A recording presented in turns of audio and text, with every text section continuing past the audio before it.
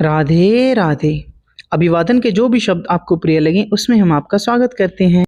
हम आपको 84 कोस में आने वाले विशेष मंदिरों के दर्शन करा रहे हैं। पिछली वीडियो में हमने आपको श्रीधाम बरसाना के संपूर्ण दर्शन कराए थे। आज हम आपको श्रीधाम बरसाने से कांवन की तरफ लेकर चल रहे हैं। बहुत से लोग केवल उत्तराखंड में आने वाले 4 धामों के बारे में जानते हैं। आपको यह जानकर बड़ा ही आश्चर्य होगा कि 84 कोस में फैले हमारे ब्रज में भी 4 धाम शामिल हैं, जिसमें केदारनाथ, बद्रीनाथ, गंगोत्री, यमुनोत्री कुछ इस तरह से दर्शन देते हैं।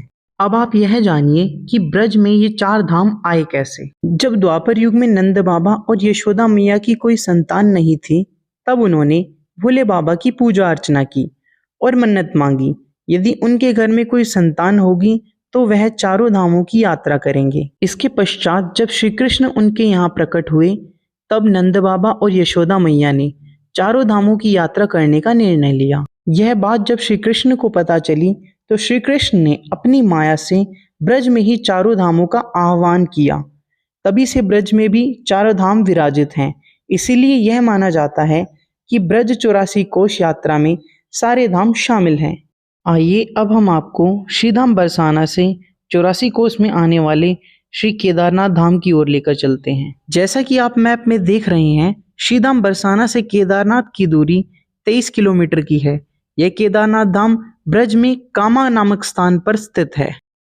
अपनी यह दूरी तय करके हम पहुंचते हैं ब्रज में आने वाले मुख्य स्थान श्रीधाम केदारनाथ। ऊपर श्रीधाम केदारनाथ दर्शन जाने के लिए लगभग 350 सीढ़ी चढ़कर आपको यहाँ पहुंचना होगा। यहाँ आपको पहाड़ी पर बहुत से अद्भुत दर्शन शिला में देखने को मिलेंगे, जैसे आप अभी श्री गणेश जी के दर्शन शिला रूप में कर रहे हैं। हमारा ब्रजमंडल अपने आप में ही अनमोल है, इसीलिए ब्रज 84 कोस में सभी धाम सम्मिलित हैं।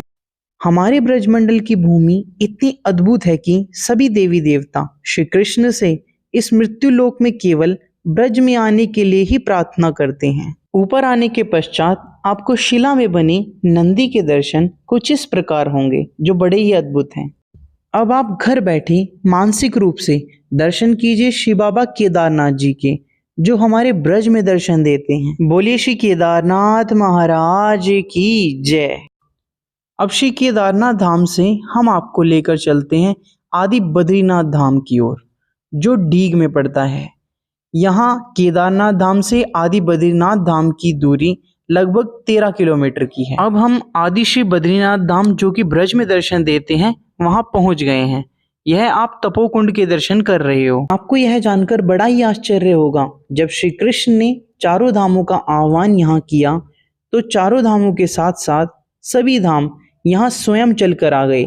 जैसे अगर मैं आपको कुछ मुख्य धामों के नाम बताऊं तो उनमें श्री पशुपतिनाथ, काशी विश्वनाथ, प्रयागराज, अयोध्या, अशोक वाटिका, हर की पैड़ी हरिद्वार, लक्ष्मण झूला, राम झूला, नीलकंठ महादेव आदि सभी धाम यहाँ विराजमान हैं। यह मंदिर का मुख्य प्रवेश द्वार है। चलिए अंदर चलते हैं। श्री बद्रीनाथ धाम में आपको श्री रामेश्वरम जी के दर्शन होंगे और साथ ही श्री नर भगवान और श्री बद्री नारायण जी और श्री केशव देव जी के दर्शन कुछ इस प्रकार होंगे, और साथ ही आपको श्री नाथ जी और राधा कृष्ण के भी दर्शन होंगे। आइए आप हमारे साथ मिलकर मानसिक रूप से श्री आदि बद्रीनाथ जी की परिक्रमा लगाइए।